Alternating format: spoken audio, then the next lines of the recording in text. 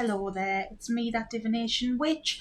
Well, I hope you're doing well. I'm back with another witchy video. I'm answering your questions, and this is another in, I guess, the series of spirits, deities, entities that I've met over the years.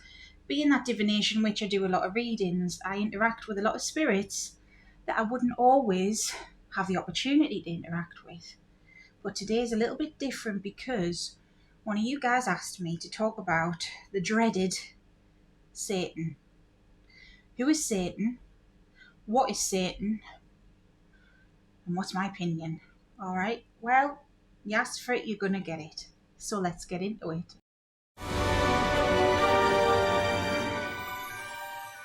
Now, if you're new here, just to quickly say, I hope you stick around. Hello, welcome. I'm Sarah, that divination witch. Yes, I do a lot of readings for people. If you'd like one, I do have a link tree below where I offer them. I'm also teaching tarot, things like that. I'd be grateful if you could check that out. And if you could, stick around, hit subscribe if you like what I do. I encourage people to ask questions. Nothing silly here. Ask away. Everyone's got to start somewhere. I'm going to have to say, disclaimer, first of all, that this is my UPG, unverified personal gnosis. Alright, some of it will be backed up by history and theology and mythologies, yeah. But I can't prove any of this.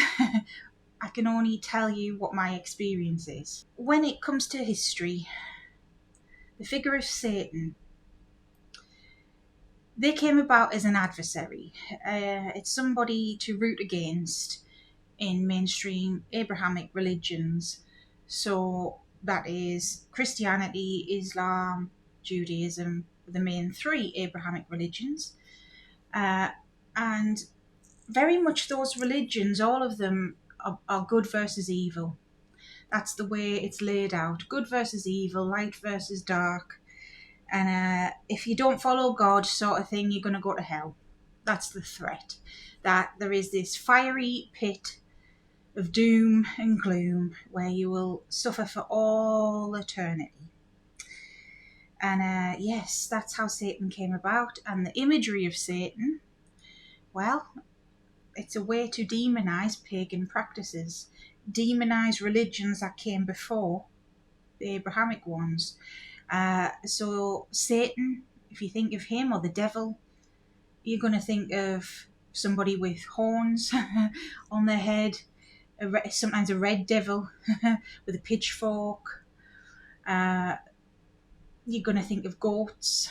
You're going to think of horned creatures and animals and things, goat men and stuff like this. Well, that imagery came about due to Abrahamic religions, especially Christianity. So back in the day, pagan belief had the horned god as a fertility god. You had gods like Kernanos, for example. He's one of the most popular ones. Pan is another from Hellenic traditions. There are many others as well. I just can't think off the top of my head. But the horned god was a symbol of fertility. So to have horns, to be a goat, a bull, that kind of thing, it was a male being virile. It was a male in their masculine energy, showing that they were potent and they were capable of reproducing, putting it politely. That's where the term horny comes from, I suppose. And yes, it's linked with fertility, such as on the feminine side, the symbol of the snake was to do with fertility, healing, knowledge, and now that's been demonized as well. So that's where it's a brief history of where the origins come from, where the symbolism comes from, and stuff like that. But basically, he is meant to be the evil in the world, and he is meant to personify everything that is bad, and meant to be this force that purposely wants to lead people astray all the time and wants people to do bad. He wasn't always called Satan, though. I mean, there are other names for him that have been conflated with the name Satan. One of the most popular being Lucifer, Belial, Beelzebub, Baal. I mean, that all comes from Baal. Baal, who was a Canaanite god, who was the horned god of the Canaanites, he is being demonized to the maximum. He is being, lumped in with figures such as Moloch, who people say they ask for certain sacrifices, let's say, that are not nice.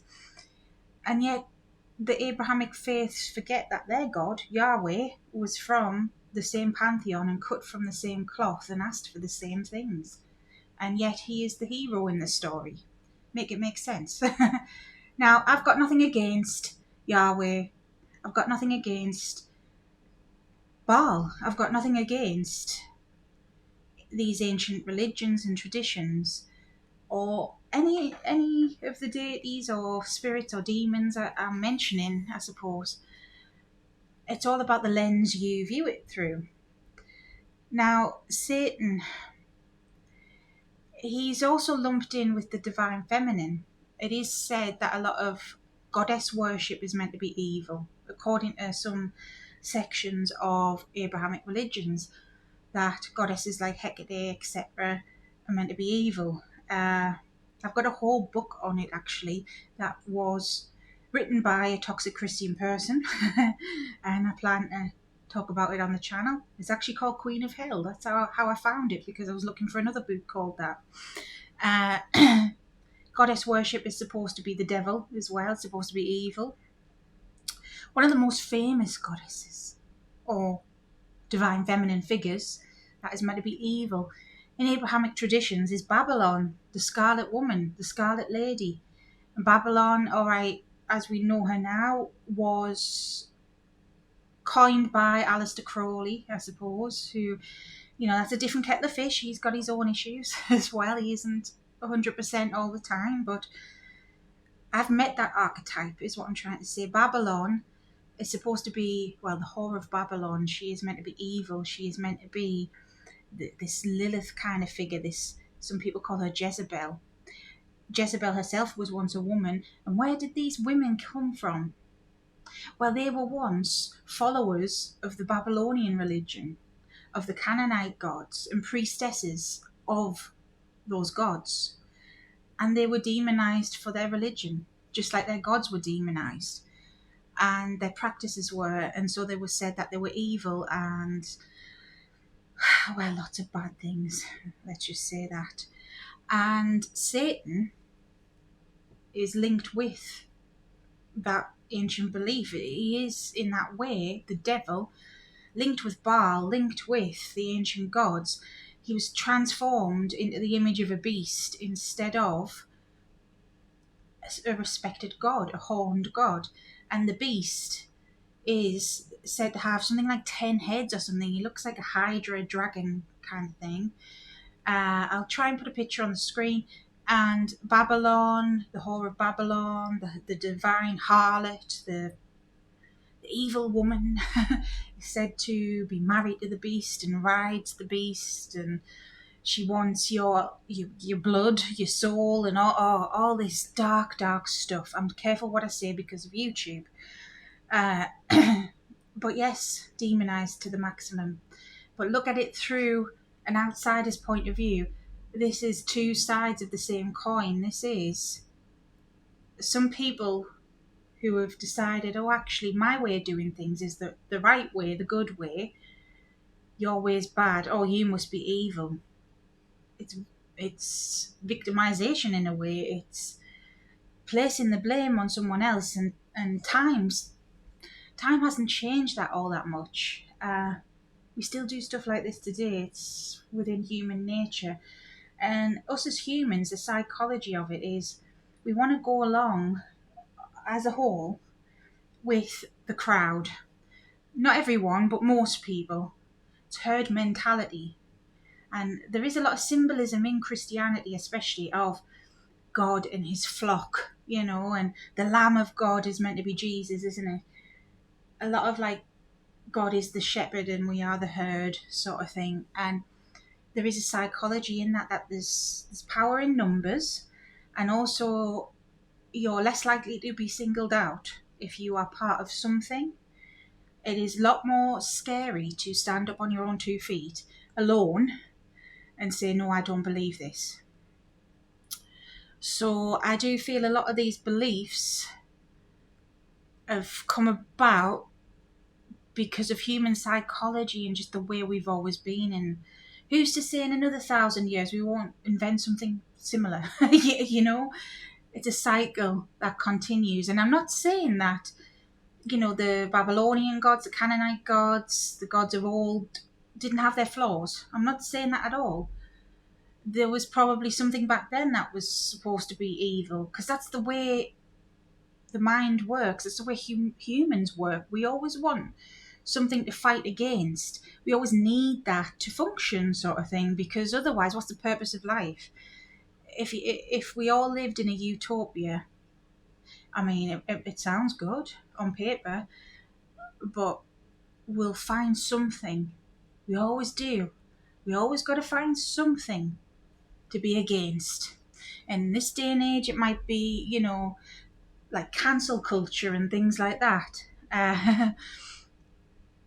We've always got to find something to say, you know, be working against, to make us feel better and more empowered, if you get what I mean.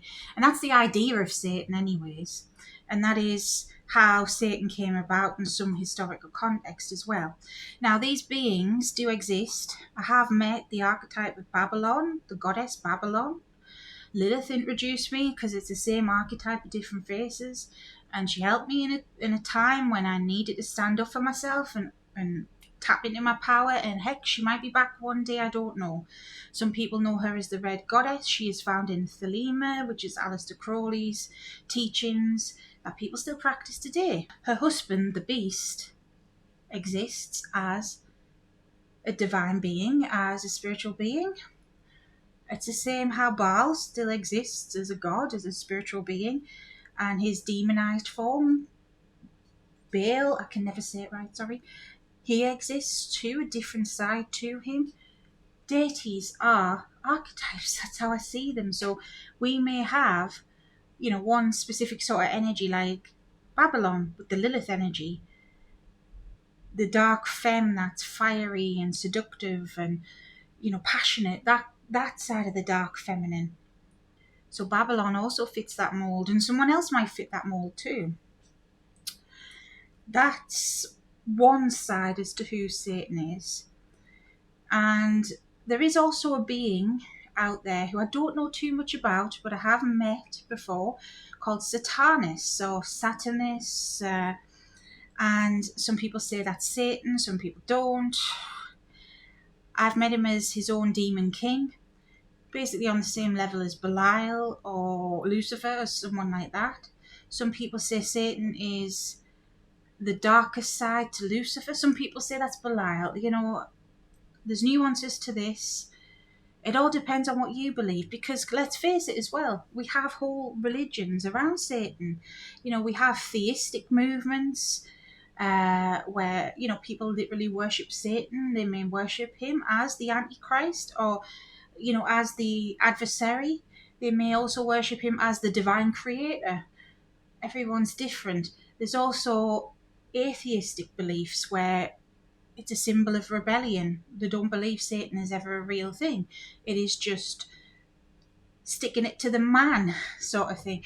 Well, not just sticking it to the man, but the principles is to, you know, be independent and strong and fierce and care for yourself and, you know, to not be afraid, sort of thing. It's empowerment.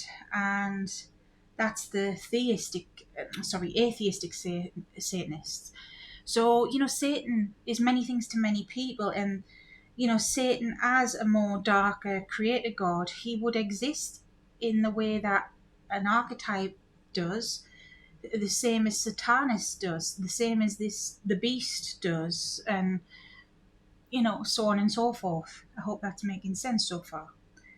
But Satan, as in the adversary of Abrahamic religions, does he exist? Does this evil being exist? Well, I don't want to scare anyone, but I'm always honest, and that's a yes. And that might shock you.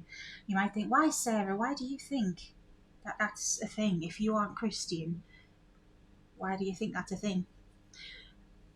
Egregores are a thing, that's why. So egregores, if you're not clued up as to what that is, an egregore is a spiritual being that can manifest, let's say.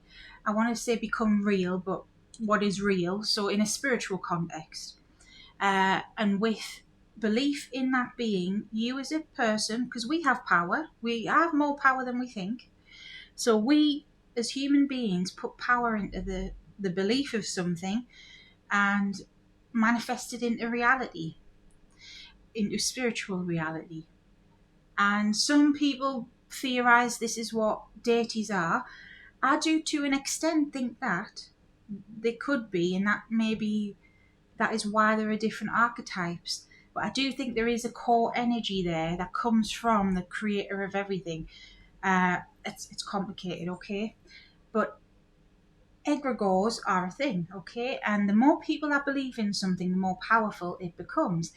Think of Peter Pan. I know this might sound a bit weird, but Peter Pan and the belief of being able to fly, and you think happy thoughts and, a bit magic, and oh my gosh, you can fly. If you didn't believe you could fly, you wouldn't. If you didn't believe the way that Peter Pan teaches the kids to, you would never be able to fly. It's that sort of principle. One of the most famous egregores I can tell you is Santa Claus. All the little kids that believe in Santa, even big kids, the magic of Santa. He is a good example and a good egregore. Someone else might say the Tooth Fairy is one, or Easter Bunny, things like that. One of the biggest egregores of all is Satan. And one of the nastiest ones as well is Satan. And he is all the toxic energy that people spew in the name of Jesus and God and whatever. He's the devil to them. They've created their own adversary in a spiritual sense. And that is why there are so many miracles and things in the name of Jesus. Because they do give power to it. They give power to the evil thing, and they give power over the evil thing. They believe that Jesus can overcome the evil thing.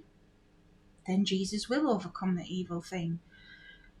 Exorcisms, things like this happen in a Christian sense because the energy, not always, of course not, there's nuances to it, but the energy is this egregore that they believe in.